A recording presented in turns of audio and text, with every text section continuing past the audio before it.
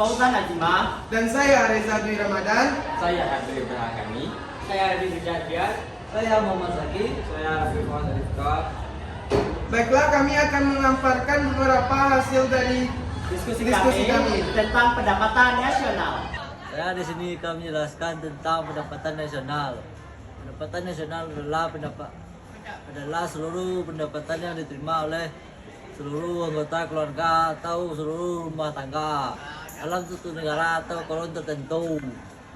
Manfaat menghitung pendapatan nasional yaitu mengetahui tingkat kemakmuran dari suatu negara, melakukan evaluasi kinerja dari perekonomian dalam skala tertentu, mengukur perubahan ekonomi dari skala secara berkala, dapat membandingkan kinerja ekonomi antar sektor. Saya akan membacakan komponen-komponen utama pendapatan nasional. 1. Konsumsi rumah tangga. Konsumsi rumah tangga adalah pengeluaran rumah tangga yang digunakan untuk barang dan jasa. 2. Investasi. Investasi adalah pengeluaran barang modal seperti mesin, bangunan, dan infrastruktur yang digunakan untuk produksi di masa depan. 3. Pengeluaran pemerintah. Pengeluaran pemerintah adalah untuk barang dan jasa yang tidak termasuk sistem pembayaran seperti pensiun dan tunjangan sosial. 4. Ekspor neto. Ekspor neto adalah selisih nilai ekspor barang dan jasa dengan nilai impor barang dan jasa. Menjelaskan apa itu konsep pendapatan nasional.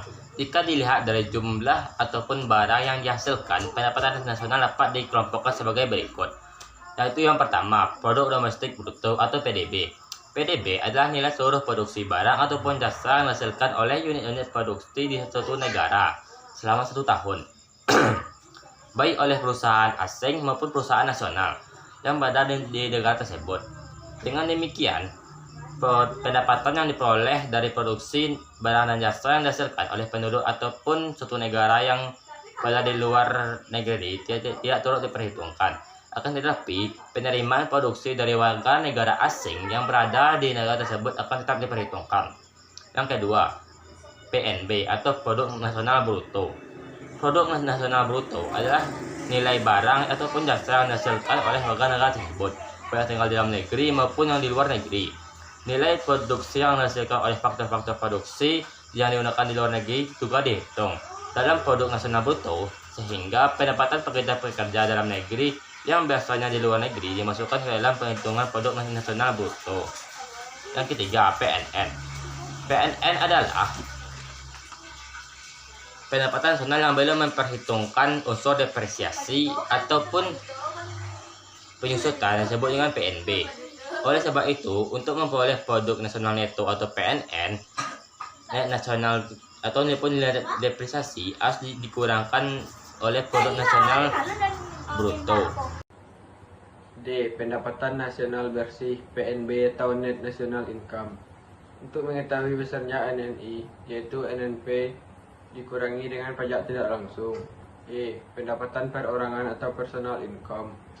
Pendapatan perorangan adalah seluruh pendapatan yang benar-benar diterima oleh masyarakat. Jenis pendapatan yang tidak termasuk dalam pendapatan nasional merupakan pendapatan pribadi.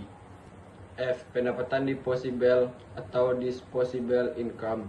Pendapatan disposable adalah pendapatan perorangan yang dipakai oleh individu, baik untuk membiayai konsumsinya maupun untuk ditabung.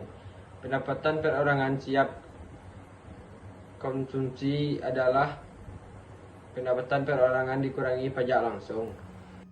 Baiklah, di sini saya akan menjelaskan tentang metode penghitungan pendapatan nasional. Metode penghitungan pendapatan nasional terbagi menjadi 3. Yang pertama, menggunakan metode produksi. Produksi adalah suatu kegiatan menciptakan nilai tambah pada suatu barang atau value added. Jadi, pada penghitungan pendapatan nasional menggunakan metode produksi hanya mencakup pada penghitungan nilai tambah pada setiap sektor produksi. Kita dapat menghitungnya menggunakan rumus sebagai berikut, yaitu Y sama dengan P1 dikali dengan Q1 ditambah dengan P2 dikali dengan Q2 dan seterusnya. Yang dimana P di sini adalah sebagai nilai tambah, bukan sebagai harga asli dari suatu barang. Jadi P adalah selisih antara harga barang yang satu dengan yang lainnya.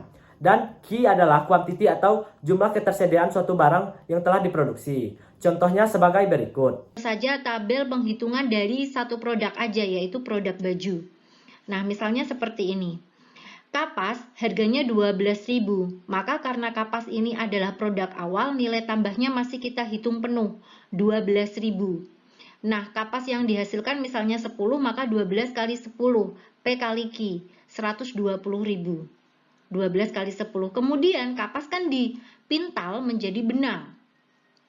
Nah, benang harganya 16.000.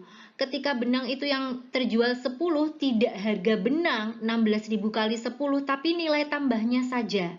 12 ke 16, karena benang ini berasal dari kapas, maka nilai tambahnya aja. 12 menjadi 16, nilai tambahnya itu 4.000. Maka yang dihitung hanya 4.000 kali 10. Maka nilai tambahnya sebesar 40.000 aja. Kemudian kain. Kain itu berasal dari benang. Benang diolah menjadi kain. Harga kain 26.000. Maka nilai tambahnya, harga untuk kain, nilai tambahnya hanya selisih dari 16.000 dan 26.000, yaitu 10.000. Maka jika jumlah kain itu 10, maka yang dihitung adalah 10.000 kali 10, tidak 26.000. Maka ketemu 100.000, 10.000 kali 10. Kemudian ketika kain sudah dijahit menjadi sebuah baju, dijual, maka baju itu harganya menjadi 50.000. Nilai tambahnya selisih dari 26 dan 50.000 ini adalah 24.000. Ketika terjual baju sebesar 10.000, maka yang dikalikan dengan 10 ini adalah nilai tambahnya saja, 24.000 kali 10. Maka ketemu 240.000. Maka untuk mencari besaran P1 kali Q1 dari produk baju saja itu hasilnya sebesar 500.000 ya. Jadi tidak harga ini dikali ini, tapi nilai tambahnya. Jadi untuk produk baju yang dihitung adalah tambahan nilainya, nilai tambah. Kalau dihitung satu persatu nanti jumlahnya akan banyak. Nah, jadi seperti itu. Yang kedua, menggunakan metode pendapatan. Menghitung pendapatan nasional dengan menggunakan metode pendapatan dapat dilakukan dengan cara mengumpulkan data pendapatan yang diterima oleh RTK atau rumah tangga konsumen. Lalu kemudian menjumlahkan pendapatan yang berupa balas jasa dari faktor produksi yang diterima oleh RTK selama kurang lebih 1 tahun, yang berupa sewa, upah atau gaji, bunga, dan laba usaha. Kita dapat menggunakan rumus sebagai berikut, yaitu Y sama dengan R ditambah dengan W ditambah dengan I ditambah dengan P, yang dimana Y adalah pendapatan nasional, R di sini adalah rent atau sewa yang merupakan balas jasa dari sumber daya alam, W adalah wage atau upah dan gaji yang merupakan balas jasa dari sumber daya manusia, I adalah interest atau bunga yang merupakan balas jasa dari modal, dan P atau profit atau laba merupakan balas jasa dari kewirausahaan. Contohnya sebagai berikut. Soal yang pertama, perhatikan data berikut. Dari data tersebut, hitunglah besarnya pendapatan nasional dengan pendekatan pendapatan. Nah, kita tulis dulu di sini rumusnya. Pendekatan pendapatan diperoleh dari R ditambah W ditambah I ditambah P. Rent, wage, interest, profit. Kita cari mana yang rent, wage, interest, dan profit. Kita hanya mencari data yang digunakan. Jika ada data yang tidak digunakan, maka itu adalah data pengganggu. Maka hati-hatilah dengan data pengganggu. Tujuannya memang membuat kalian bingung lah, Kak, ini digunakan untuk apa ya? Untuk ganggu kamu. Kita pilih satu-satu dulu ya.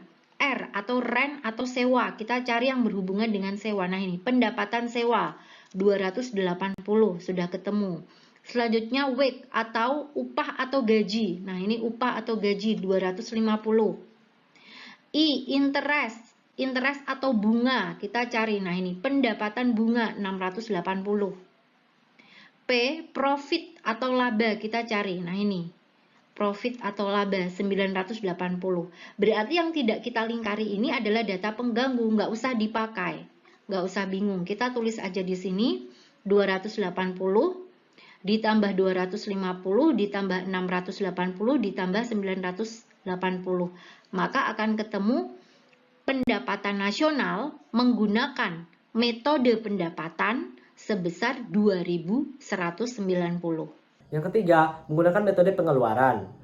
Menghitung pendapatan nasional dengan menggunakan metode pengeluaran dapat dilakukan dengan cara menghitung seluruh pengeluaran dilakukan oleh berbagai pelaku ekonomi, mulai dari rumah tangga, pemerintah, perusahaan, dan masyarakat luar negeri yang berada pada suatu negara tertentu.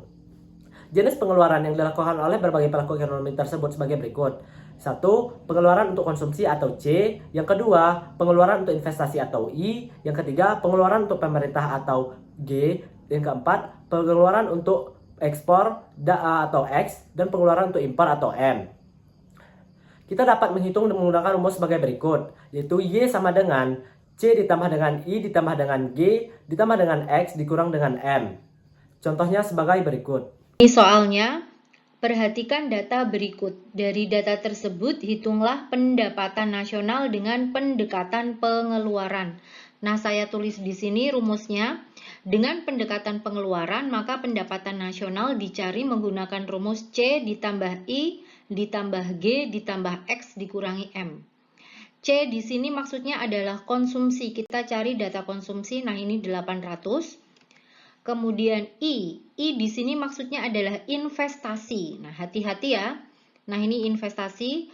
I kalau pada pendekatan pengeluaran itu investasi. Sedangkan I pada metode pendapatan itu adalah interest atau bunga. Jadi I pada metode pengeluaran ini yang dimaksud adalah investasi. G selanjutnya, G adalah pengeluaran pemerintah, government. Nah, 620 ketemu.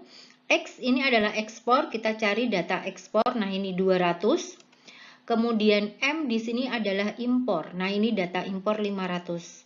Sudah ketemu semua angkanya, tinggal kita pindahkan ke sini. 800 ditambah 600 ditambah 620 ditambah 200 dikurangi 500, hasilnya adalah 1720. Sekian dan terima kasih.